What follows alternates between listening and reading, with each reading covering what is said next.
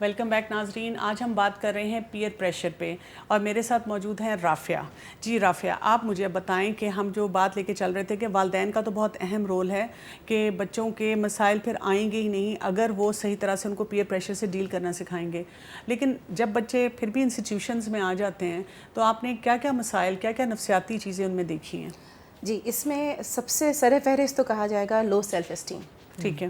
خود کو دوسروں سے کمتر جاننا, بیکاز جب ان کے جیسے آپ نہیں ہو سکتے تب آپ اپنے آپ کو ان سے نیچا جانتے ہیں.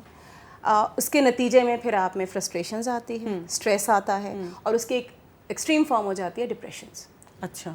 اب ان سب اور سب سے اس کے علاوہ جب ہم لو سیلف اسٹیم کا شکار ہوتے ہیں تو ہم نہ اپنے لیے اسٹینڈ لے پائیں گے, نہ ہم کسی کو اپنے کسی قسم کا اعتبار, نہ اعتماد, یہ ساری چیزیں ہماری شخصیت سے کجی بن جاتی ہے ہماری شخصیت کی. کبھی آپ کے ساتھ ایسے ہوا ہے کہ اسٹوڈنٹ نے آ کے آپ کو خود بتایا ہو کہ مجھے بہت لو سیلف اسٹیم فیل ہو رہی ہے یا میں اچھا نہیں اپنے بارے میں محسوس کر رہا؟ دیکھیں, جب لو سیلف اسٹیم ایسی چیز ہے کہ جس میں ہم چھپنے کی کوشش کرتے ہیں دوسرے سے. اچھا. بہت کم ایسا ہوا کہ کبھی کسی اسٹوڈنٹ نے آ کے بتایا ہو کہ میں ایسا فیل کر رہا ہوں. کہ عام طور پہ ایز اے ٹیچر یا ایز اے مینٹر یا ہمیں دور سے خود نظر آ جاتا ہے کہ یہ بچہ پیچھے چھپ رہا ہے یا بھاگ رہا ہے یا منظر عام پہ نہیں آنا چاہ رہا. ٹھیک ہے.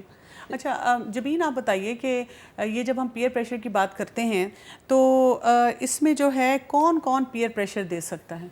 ہاں کمل, اس میں پیئر پریشر ایک تو دوست تو ظاہر دیتے ہیں نا, جیسے آپ کے کلاس فیلوز ہیں جو آپ کے ہم عمر دوست ہیں, لیکن فیملی میں جیسے آپ کے کزنز ہوتے ہیں وہ بھی پیئر پریشر اچھا دے سکتے ہیں. اس کے علاوہ بہن بھائی بھی بہت پریشر دیتے ہیں. بالکل. تو بہن بھائی کئی دفعہ دے نہ دیں, والدہ ہی پریشر دیتے ہیں, والد دے دیتے ہیں. میں یہ کہنے والی تھی بڑے لوگ بھی بہت پریشر دیتے ہیں کہ ایسے جملے بولیں گے جو بچے جس کو بچے پسند نہیں کریں گے. اچھا تمہارا بھائی تو ہمیشہ فرسٹ آتا تھا, اچھا تم نہیں آ رہے, تو یہ پریشر ہی بلٹ اپ ہو رہا ہے نا بچے کے اوپر نا. اچھا یہ تو اتنا تم تو اپنے بھائی جیسے نہیں لگتے, تم کس پہ چلے گئے. یہ سب چیزیں جو مل کے اس کے اوپر پریشر ڈال رہی ہیں. اچھا رافعہ, جب آپ دیکھتے ہیں, ہم کئی دفعہ کالجز یونیورسٹیز میں دیکھتے ہیں کہ اتنا اچھا بچہ کئی دفعہ ہوتا ہے لیکن وہ پیئر پریشر میں آ کے سارے فیصلے ون آفٹر دی ادر غلط کرنا شروع کر دیتا ہے. یہ ایسا کیوں ہو جاتا ہے؟ بات وہی ہوئی نا کہ ہماری شدید ایک اندر کی خواہش کہ میں کہیں سے کسی سے پیچھے نہ رہ جاؤں اور میں اس گروپ کا ایک حصہ ہوں. You want to be accepted. ٹھیک ہے. مجھے اس طرح قبول کیا جائے. تو اب جیسے میں یہ برانڈیڈ گلاسز پہنوں, یا میں بائک پہ ون ویلنگ کروں, یا میں یہ والی کول والی منشیات کا استعمال کروں, ٹھیک ہے, یہ ساری چیزیں آپ کو ایک اپروول دیتی ہیں. You want to be approved by the group. صحیح.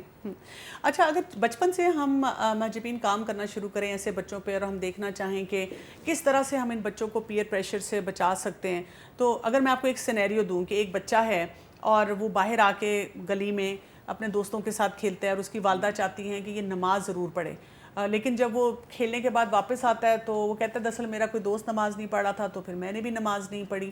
ایسے بچے کو اس قسم کے پیئر پریشر سے بچپن میں کیسے بچایا جا سکتا ہے؟ اچھا, سب سے امپورٹنٹ رول اس میں ابھی جیسے ان کا ماں کا ہے. ٹھیک ہے. ماں شروع سے بچے کو کہے کہ دیکھیے نماز فرض ہے, ہم نماز چھوڑ نہیں سکتے, میں بھی وقت پہ نماز پڑھتی ہوں اور میں آپ کو کھیلنے سے تو نہیں منع کر رہی نا, آپ تھوڑی دیر کے لیے ایکسکیوز کر کے بچے کو یہ سکھائے کہ پولائٹلی دوسرے کو کیسے اپنا مدعا بتائیں. اچھا, لیکن یہ کہ اگر بچہ آ کے کہتا ہے کہ ماما میں نے اپنے دوستوں کو بتایا لیکن انہوں نے تو میرے سے لڑنا جھگڑنا شروع کر دیا, مذاق اڑانا شروع کر دیا, انہوں نے کہا کوئی بات نہیں بعد میں جا کے تم پڑھ لینا, اس وقت وہ بچہ کیسے کوپ کرے اس چیز کو؟ اس وقت ماں اگر بچے کو کہے گی نا کہ نہیں آپ کر لو, تو اگر بچہ ایک دفعہ پڑھ لے گا اور پھر اس کو لگے گا کہ بچوں نے نہیں, ایک دفعہ اس کو اتنی اسٹرینتھ دینی چاہیے, اتنا کانفیڈنس ماں کی طرف سے ہو کہ وہ پڑھ لے, وہ کام کر لے.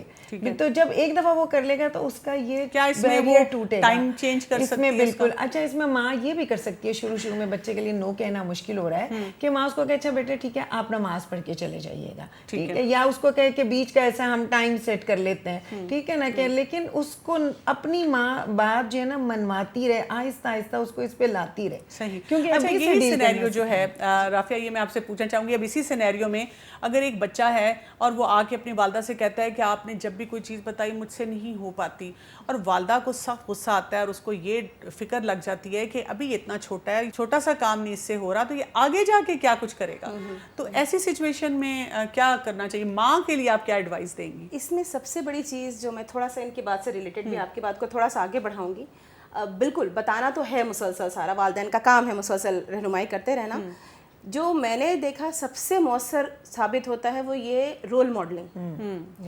اگر ماں باپ خود, بچہ اگر مسلسل یہ دیکھ رہا ہے کہ نماز کا وقت آیا, اماں نے یا ابا نے سارے کام چھوڑے اور چلے گئے نو میٹر واٹ, آپ یقین کریں شاید وہ اس وقت دوستوں کے اثر میں کچھ عرصہ نہ بھی پڑھے, وہ واپس اس پر آئے گا, کیونکہ وہ چیز ایک جیسے گھٹی میں پڑ جاتی ہے, شخصیت کا حصہ بن چکی ہوتی ہے. کون سے بچے ایسے ہوتے ہیں جو زیادہ پرون ہوتے ہیں, جن کے بارے میں پیرنٹس کو الرٹ پہ ہو جانا چاہیے کہ یہ ہیں جو کہ جا سکتے ہیں اس قسم کے معاملے میں؟ سب سے بڑھ کے جس بچے کو یہ اعتماد نہ ہو کہ میں کچھ بھی ہو جائے میرے والدین میری بیک پر ہیں. اچھا, آپ کو یہ سب سے زیادہ آپ کو اسٹرانگ بناتی ہے, اور اس کا تجربہ ہم نے بہت سے اپنے بچوں میں بھی دیکھا. ویسے بھی بچہ کسی بھی پریشر کا مقابلہ کر لے گا اگر اسے یہ پتا ہو کہ میں واپس جا کے اماں کو یہ بھی بتا دوں کہ میں نے چوری کی ہے, تو وہ مجھے پیٹیں گی نہیں, وہ مجھ سے سمجھائیں گی. یہ اعتماد آپ نے بچوں کو دینا ہے کہ وہ واپس آ کے اپنے غلط کام کا بھی اعتراف. بلکہ مجھے کبھی لگتا ہے کہ اگر آپ نے اسیس کرنا ہو کہ آپ کا بچوں کے ساتھ ریلیشن شپ کیسا ہے, تو یہ بہت بڑا انڈیکیٹر ہوتا ہے کہ وہ آپ کو برے سے برا بھی کام اس سے ہو گیا تو آ کے آپ کو بتا سکے کہ مجھ سے یہ غلطی ہو گئی ہے. اچھا ماجبین, یہ بتائیے گا کہ کیا یعنی کہ جب ہم بات کرتے ہیں پیئر پریشر, کئی دفعہ والدین کہتے ہیں کوئی بات نہیں, دوستوں کے ساتھ تھوڑا ہلا گلا شغل میلہ کر رہے ہیں, ایکسپیریمنٹیشن کر رہے ہیں, ٹھیک ہو جائیں گے. لیکن اگر پیئر پریشر بہت زیادہ دیر تک رہے یا بہت ایکسٹریم شکل اختیار کرے تو کیا کیا خرابیاں آ سکتی ہیں یا کیا کیا مسائل ہو سکتے ہیں؟ دیکھیں اس کے ایکسٹریم تو بہت ہی زیادہ, ایکسٹریم میں تو بچے سوسائڈ بھی کر سکتے ہیں. اچھا, بالکل ڈپریشن میں بالکل وہ چلے جائیں گے, اور ان کا بالکل رویہ بدل جائے گا, الگ تھلگ جیسے رہنا شروع کر دیں گے. اگر وہ الگ رہیں گے تو کیا ان کو کوئی بلی نہیں کر سکتا؟ بالکل, اور وہ بلنگ پھر ان سے برداشت نہیں ہوگی بالکل نا, وہ اس کو وہ کوئی بھی پریشر تو فیس ہی نہیں کر سکیں گے. تو اس لیے ان کو اس سے ہی بہت ضروری ہے نکالنا نا ماں باپ کے لیے. رافعہ, یہ جیسے کالجز, یونیورسٹی, ایون اب تو اسکول کے لیول پہ بھی ہم دیکھتے ہیں کہ گینگز بن جاتے ہیں, اور وہ اکثر وہ ایسے کرتے ہیں کہ دیکھتے ہیں کہ کون سا بچہ ہے جو کہ پیئر پریشر کو نہیں سہ پا رہا, اس کو جا کے زبردستی بہت سے غلط کام بھی کرواتے ہیں, مار پیٹ بھی ہوتی ہے. اس کے بارے میں کس طرح سے پیرنٹس کا بہت بڑا کنسرن ہے یہ آج کل, تو اس کو کیسے ہینڈل کیا جائے, ایک بچہ بلی نہ بنے اور ایک بچہ جو ہے بلی نہ ہو؟ بلی نہ بننے میں تو دیکھیے ہر ماں باپ کو at the heart of your heart, آپ مانے نہ مانے, اندر سے معلوم ہوتا ہے کہ میرے بچے میں کون کون سی کوالٹیز ہیں. ہمارے آج کل کچھ ایسا ہو گیا ہے کہ بچوں کو ہر چیز کا اعتدال رکھنا ضروری ہوتا ہے. ہم لوگ ان سے دوستی کے چکر میں یہ بھول جاتے ہیں کہ after all we are parents, اور ہمیں ایک حدود قائم کرنی ہے اور ان کو ایک ویلیوز کا احساس دینا ہے. اگر میرا بچہ دوسرے کے بچے کو تنگ کر رہا ہے تو مجھے وہ دکھنا چاہیے, میں اس پہ آنکھیں بند نہیں کر سکتی کہ میرا بچہ بہترین ہے. تو یہ ایز اے پیرنٹ میری ذمہ داری ہے کہ میں نیوٹرل بھی رہوں. جب میرا بچہ غلط ہے تو میں اس کو تسلیم کر کے اور اس کی کوالٹیز کو جانوں, بجائے اس کے کہ میں جھگڑوں. صحیح. اور جہاں تک بلی نہ ہونے کا سوال ہے, اس میں اگین بچے کی شخصیت پہ ظاہر ہے بہت ڈپینڈ کرتا ہے. اس میں بہت سارے آپ کے پرورش کے فیکٹرز آ جاتے ہیں کہ وہ کون سے. زیادہ تر وہ بچے ہی بلی ہوتے ہیں جو اپنے بارے میں کسی قسم کے احساس کمتری کا شکار ہوں, اور یہ کہ ان کو ویسے بھی مار پیٹ کی اجازت کھلم کھلا ملی ہو, اگریسو قسم کا لائف سٹائل ملا ہو. ناظرین, اس وقت ہمارے ساتھ موجود ہیں یاسر مسعود صاحب, جو کہ کلینکل سائیکالوجسٹ ہیں, اور خاص طور پہ ان کی اسپیشلٹی یہ ہے کہ وہ جو نشے کے لوگ ہوتے ہیں جو کہ ریلیپس میں بار بار جا رہے ہوتے ہیں, یہ ان کے ساتھ کام کرتے ہیں. تو ان سے بھی چل کے ہم کچھ مزید معلومات حاصل کرتے ہیں. جی السلام علیکم ورحمۃ اللہ وبرکاتہ. یاسر, میں آپ سے یہ پوچھنا چاہوں گی کہ ہمارے مشاہدے میں یہ آیا ہے کہ جو نشے کے طویل علاج کے بعد بھی دوبارہ نشے کی لت پڑنے کے لوگ شکار ہو جاتے ہیں, اور اس کی شرح ہمیں بہت زیادہ نظر آتی ہے. اس کی کیا وجوہات ہیں؟ جی بالکل درست کہا آپ نے کہ ہمارے معاشرے میں بھی نہیں بلکہ پوری دنیا میں جو ریلیپس ریٹ ہے وہ بہت زیادہ ہے, اور کہا جاتا ہے کہ 90% سے زیادہ ہے. یعنی 10 میں سے 9 افراد کسی بھی ڈرگ ریہیب سے گزرنے کے بعد دوبارہ نشے کی لت کا شکار ہو جاتے ہیں, اور پاکستان میں بھی یہ شرح تقریباً اتنی یا اس سے شاید زیادہ ہوگی. اس کی سب سے بڑی اور بنیادی وجہ وہ طریقہ علاج ہے جو ہمارے ہاں مروج ہے, جس میں ہم نشے کے عادی افراد کو کچھ عرصے اس فیسلٹی میں رکھنے کے دوران ایک ڈیٹاکس اور بہت ہی معمولی نوعیت کی تھراپیوٹک انٹرونشن کرنے کے بعد 2 سے 3 ماہ کے بعد واپس بھیج دیتے ہیں.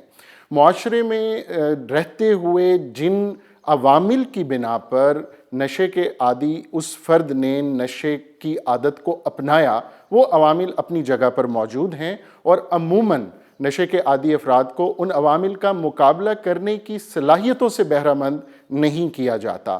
اس لیے جب 2 یا 3 یا 4 ماہ کے ایڈکشن ریکوری پروگرام کے بعد یہ نشے کی عادت میں مبتلا شخص واپس جاتا ہے، وہ دوبارہ اس لت کا شکار ہو سکتا ہے۔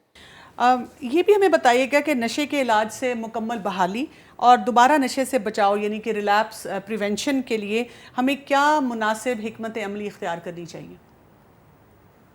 دیکھیے، اس میں سب سے اہم اور بنیادی نقطہ یہ ہے کہ نشے کے فرد کو بحیثیت فرد لیا جائے اور اس فرد کے جو ڈیموگرافک ویریبلز ہیں، اس کی عمر، اس کا کلچرل بیک گراؤنڈ، اس کی تعلیمی قابلیت، اس کا خاندانی پس منظر، ان تمام جو محرکات ہیں ان کو مد نظر رکھتے ہوئے اس کا ٹریٹمنٹ پروگرام یا اس کا طریقہ علاج وضع کیا جانا چاہیے۔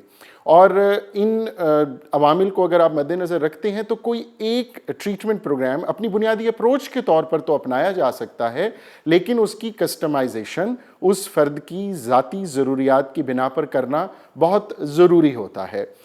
جو میرے تجربے میں آیا ہے کہ ہمارے ہاں جو نشے کے علاج کا طریقہ کار اپنایا جاتا ہے وہ بہت ہولسٹک نہیں ہے، زیادہ تر میڈیکلی اورینٹڈ ہے، یعنی ڈی ٹاکس، اور میں تو اب ایک اور اس کو تو میں بدعت کہتا ہوں، ایک میل پریکٹس جو ہمیں دیکھنے میں ملتی ہے وہ ریپڈ ڈی ٹاکس کی ہے کہ 20 دن 22 دن 1 مہینے کے اندر باڈی سے جو جسم سے نشے کے اثرات کا خاتمہ کیا جائے اور اس کے بعد انہیں واپس معاشرے میں جب وہ واپس چلے جائیں تو اسی ولنریبل انوائرمنٹ میں جا کر دوبارہ نشے کی عادت کا وہ شکار ہو سکتے ہیں۔ تو ایک ہولسٹک انٹیگریٹڈ پروگرام جس میں سب سے اہم چیز کہ اس کو آپ ان صلاحیتوں سے بہرہ مند کریں، وہ صلاحیتیں، وہ کوالٹیز اس میں اکوپ کریں، انسٹل کریں جو لائف کوچنگ اورینٹڈ ہو، تاکہ وہ جب واپس اپنی زندگی کے عمومی معاملات سے نبرد آزما ہو تو اس میں وہ صلاحیتیں موجود ہوں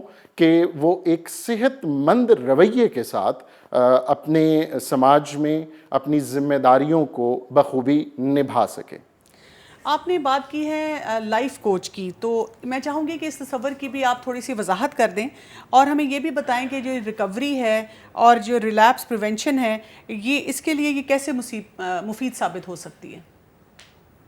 جی، لائف کوچنگ جو ہے بنیادی طور پر یہ پازیٹیو سائیکالوجی یا پرسنل ڈیولپمنٹ جو کارپوریٹ لیول پر کچھ ٹریننگز جو دی جاتی ہیں اس سے یہ تصور جو ہے یا یہ کانسیپٹ جو ہے وہ ڈرائیو کیا گیا ہے۔ دیکھیے، لائف کوچنگ سے مراد یہ ہے کہ کسی بھی فرد کو، خواہ وہ کسی بیماری میں مبتلا ہے یا نہیں ہے، وہ ان صلاحیتوں کا حامل ہو جو اس کو زندگی کے ہر مرحلے میں اپنی پیشہ ورانہ اور ذاتی ذمہ داریوں کو نبھانے میں اس فرد کی معاونت کر سکے۔ اب ڈرگ ایڈکشن کا شکار فرد جو ہے اپنی کسی ذاتی یا معاشرتی کمزوری کی بنا پر یا ذاتی یا معاشرتی عوامل کی بنا پر اس نشے کی عادت کا شکار ہوتا ہے۔ جب وہ ڈرگ ریہیبلیٹیشن میں 3-4 ماہ کے لیے زیر علاج ہوتا ہے تو اس میں بہت ضروری ہوتا ہے کہ اس کے اندر یہ صلاحیتیں جو اس کے واپس نشے کے علاج کے بعد واپس جب وہ اپنی زندگی میں لوٹے گا تو اس کے اندر یہ صلاحیتیں موجود ہوں کہ وہ دوبارہ ان کمزوریوں کا شکار نہ ہو سکے جن کی بنا پر اس نے نشے کی عادت کو اپنایا۔ تو لائف کوچنگ میں اس کی پرسنل ڈیولپمنٹ، اس کے کمیونیکیشن سکلز، اس کی اکیوپیشنل سکلز سب سے اہم ہیں کہ 20، 22، 25، 30 برس کی عمر میں وہ نوجوان مرد یا خاتون جب اپنے معاشرے میں واپس جائے تو وہ اپنی زندگی کو بہت بخوبی اس کی ذمہ داریوں سے آگاہ بھی ہو اور ان ذمہ داریوں کو ادا کرنے کی بنیادی صلاحیتوں سے بہرہ مند بھی ہو۔ یہ لائف کوچنگ کا بنیادی کانسیپٹ ہے۔ اور ڈرگ ریہیبلیٹیشن میں جو ہمیں ابھی دیکھنے میں آیا ہے کہ لائف کوچنگ کے اس کانسیپٹ کو اس کی تمام تر جو خوبیاں ہیں ان کے ساتھ انکارپوریٹ نہیں کیا گیا، اور جیسے کہ میں نے پہلے کہا کہ ڈرگ ایڈکشن کا یہ پروسیس زیادہ تر میڈیکلی اورینٹڈ ہی رہتا ہے، تو لائف کوچنگ ریلیپس پریونشن کے حوالے سے میرے ذاتی تجربے اور مشاہدے کی بنا پر میں یہ کہنا چاہوں گا کہ اگر سب سے اہم نہ صحیح it will be one of the most important factors to prevent relapse on the part of drug addicts. ہم یہ بھی آپ سے جاننا چاہیں گے کہ جو نشے کی اس وقت ہمیں بہت سی شکلیں نظر آتی ہیں علاج کی، اس میں لائف کوچ اور جو آکوپیشنل یہ جو گائیڈنس ہوتی ہے اس سے کیسے استفادہ حاصل کرنے کی کیا وجوہات ہیں؟ جی جیسے کہ میں نے پہلے عرض کیا کہ ابھی تک جو طریقہ علاج مروج ہے ہمارے ملک میں وہ میڈیکلی اورینٹڈ ہے اور اس میں زیادہ جو توجہ ہوتی ہے وہ ڈی ٹاکس پہ ہوتی ہے. یقیناً کچھ سائیکو تھراپیوٹک انٹرونشنز بھی ہوتی ہوں گی لیکن وہ اس فرد کی جو انتہائی ذاتی یا نجی زندگی کے حوالے سے جو اس کے نفسیاتی مسائل ہیں ان کے گرد گھومتی ہے. لائف کوچنگ یا آکوپیشنل گائیڈنس جو ہے وہ بنیادی طور پر جو کانسیپٹ ہے وہ پازیٹیو سائیکالوجی سے آتا ہے، یا جو ہم کہتے ہیں کہ عمومی طور پر جو کارپوریٹ ٹریننگز ہیں اس میں اس نوعیت کی جو ٹریننگز ہیں ان کا بہت زیادہ ان کے حوالے سے بات ہوتی ہے. اس لیے نشے کے عادی افراد کے لیے کوئی ایسا انٹیگریٹڈ ہولسٹک پروگرام جس میں لائف کوچنگ کو as a relapse prevention strategy کے طور پر اپنایا جائے وہ ہمارے عمومی طور پر ہمیں دیکھنے میں نہیں ملتا. تو لائف کوچنگ کو یا آکوپیشنل گائیڈنس کو نشے کے علاج کے دوران طریقہ علاج میں شامل نہ کرنے کی بنیادی وجہ جو ہے وہ شاید جو ہماری ریپڈ ڈی ٹاکس اورینٹڈ اپروچ ہے اس کے ساتھ جو اس کا کوئی تال میل نہیں ہے، جس کی بنا پر اس کو نظر انداز کیا جاتا ہے یا اس کو اتنا اہم نہیں سمجھا جاتا. میں نے پہلے بھی کہا کہ میرے ذاتی مشاہدے کی بنا پر، چونکہ میرا ذاتی جو تعلق ہے، جو پیشہ ورانہ میری وابستگی رہی ہے ٹریننگ اور پرسنل ڈیولپمنٹ میں نے انتہائی غیر معمولی اور مفید اثرات مرتب ہوتے ہوئے دیکھے ہیں لوگوں کی زندگی پر جب آپ ان کو زندگی کے مسائل اور زندگی کے عام ایون معاملات سے نبردازمہ ہونے کی بنیادی صلاحیتیں، جس میں اس کے کمیونیکیشن سکلز ہیں، جس میں اس کی کیریئر گائیڈنس ہے، جس میں اس کی جو ذاتی اور پیشہ ورانہ شخصیت میں ایک نکھار لانے کی کوشش ہے، جب آپ یہ اس کی شخصیت میں شامل کر دیتے ہیں تو جب وہ واپس کسی علاج گاہ سے اپنے معاشرے میں واپس لوٹتا ہے تو زندگی کو ایک بہت صحت مندانہ رویے سے دوبارہ اپنانے کی کوشش میں اسے خاطر خواہ کامیابی ملتی ہے. بہت بہت شکریہ، جزاک اللہ خیراً. رافعہ یہ بتائیے گا کہ بچے جو ہوتے ہیں نا جو اسپیشلی پیئر پریشر کی طرف چلے جاتے ہیں ان سے نو نہیں بولا جاتا، یہ نو بولنے کا ان کو طریقہ ہم کیسے سکھا سکتے ہیں؟ اس میں سب سے پہلی چیز تو یہ ہے کہ ہم بچے کو یہ بتائیں کہ آپ کو مثال کے طور پہ آپ کے دوست نے آپ کو کہا کہ چلو ہم چھپ کے یہ کام کر لیں، کہ چیز چوری کر لیں یا کوئی چیز غلط کام کریں. صحیح. اگر آپ کے دل اس پہ مانتا ہے، اگر کرتے ہوئے آپ کو خوشی ملتی ہے، ٹھیک ہے، آپ کو وہ اچھا لگتا ہے، یہ سب سے بڑا ٹیسٹ آپ نے اپنے آپ سے لینا. ٹھیک ہے، یہ ہم نے بچے کو سکھانا ہے. صحیح. جب برا کام آفر ہو خود سے یہ سوال کرو. صحیح. اگر آپ کا دل کہیں سے بھی تھوڑا کھٹکتا ہے تو اس کا مطلب ہے وہ غلط بات ہے، وہ غلط کام ہے، وہ آپ کو نہیں کرنا چاہیے. اور اگر کوئی بھی اس کو پروو کر رہا ہے تو آپ بول دیں، آپ اپنے آپ کو وائس کریں کہ یہ نو بولنا تو دیکھیں زندگی کے ہر موڑ پہ ہم لوگوں کو آنا چاہیے، اسرٹیونیس. اور اس میں اگین اگر بچہ بہت ہی خود اعتماد اتنا ہوگا کہ اسے یہ پتا ہے، وہ شیور ہے کہ مجھے یہ لائن کراس نہیں کرنی. دیکھیے ایک تجرباتی عمر ہے. بات کرتے ہیں، ایک شارٹ بریک لیتے ہیں اور اس کے بعد آ کے ہم اس بارے میں بات کریں گے کہ نو کیسے بولا جائے، اپنے اندر یہ ہمت کیسے لائی جائے. ہمارے ساتھ رہیے گا، ملتے ہیں ایک شارٹ بریک کے بعد.